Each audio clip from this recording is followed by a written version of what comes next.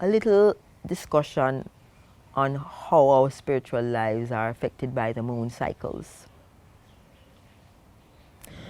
The sun and the moon have always been a huge part of how ancient civilizations lived, how they operated, how they interacted, how they celebrated, how they farmed, how they chose their dates and their times to go to war, how they chose the times and dates to plant their crops and also when to harvest their crops, when to bear children, when to cut their hair, when to do certain rituals. It's always been a part of how different groups have operated over the millennia. So the moon has been a very big part of it. The sun was a very big part of some of the other civilizations, but the moon has been a more dominant part of many, many civilizations, past and present. Now the moon has a 28-day cycle, and so does the woman. And so in many civilizations, the moon has been associated with the feminine principle, the woman. And it's natural. There is an absolute overlay of the two cycles. And so what we have are the cycles of the moon coinciding with the menstrual cycle. And the cycles of the moon are like this. You start off with a dark moon, and then you begin with the new moon. And as the new moon progresses, it goes into what we call the full moon. Between the new moon and the full moon is what we call the waxing moon. That's the moon getting bigger and bigger and bigger until it gets full. And then after the moon is full, it goes into the waning stage where it gets smaller and smaller until it goes to what we call dark moon or dark night. When you understand that cycle, then you can, or what they have done in the past is that they have followed that cycle to guide many activities, daily activities, monthly activities, weekly activities. So for example, a lot of people will plant at the new moon.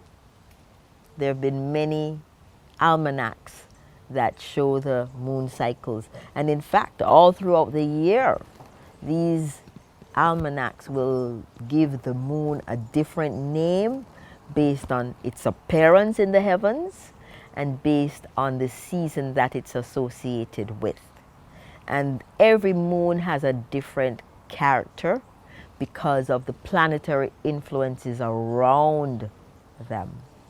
So for example, if there is a ritual to be done, the wise men, the elders will know that certain rituals for bringing things in to your life need to be done around the new moon, because the new moon is gaining energy and momentum and size as it gets towards the full moon.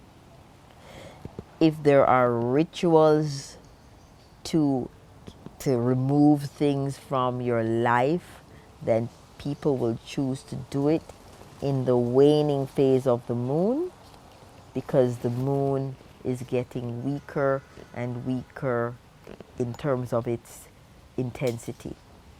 There is a belief that there's a lot of spiritual energy associated with the moon, and therefore they look at the appearance of the moon to tell them that the moon is getting stronger.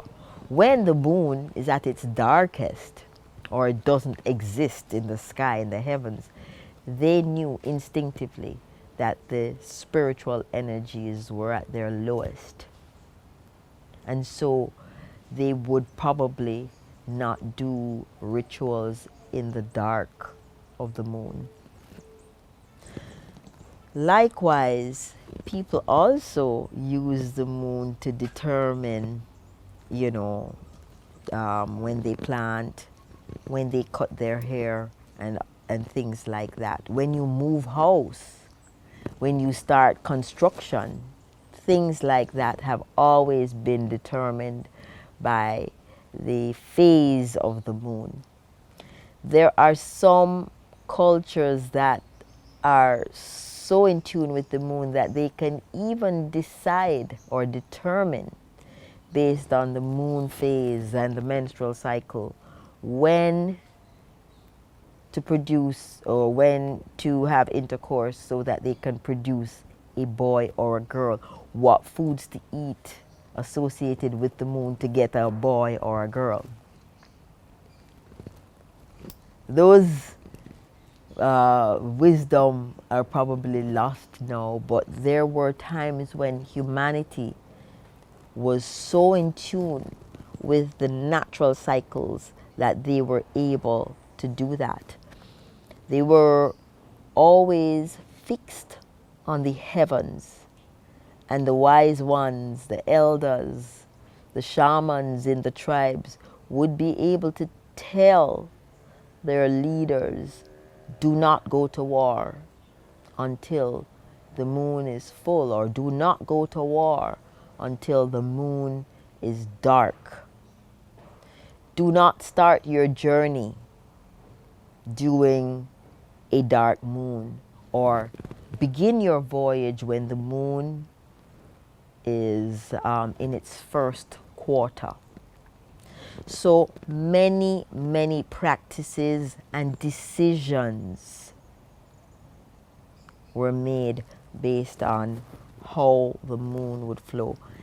It's actually something that people should take into consideration as they're living their lives, because this is how you synchronize and align with natural cycles rather than the artificial cycles.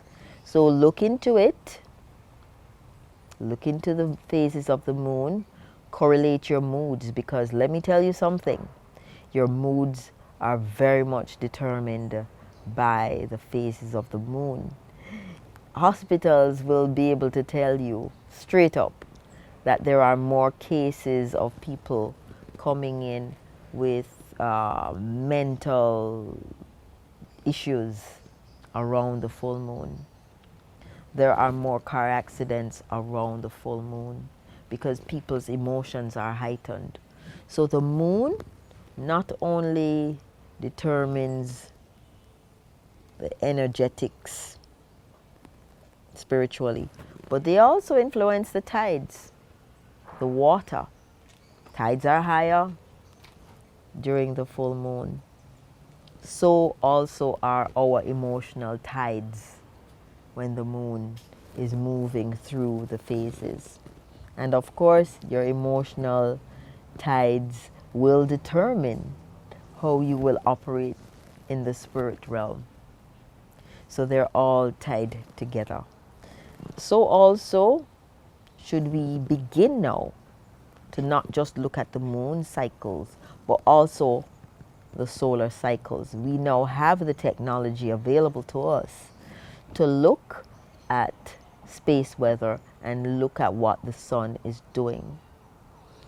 There are solar cycles, there are solar flares, and if you watch, you will start to see a pattern where the solar cycles are concerned.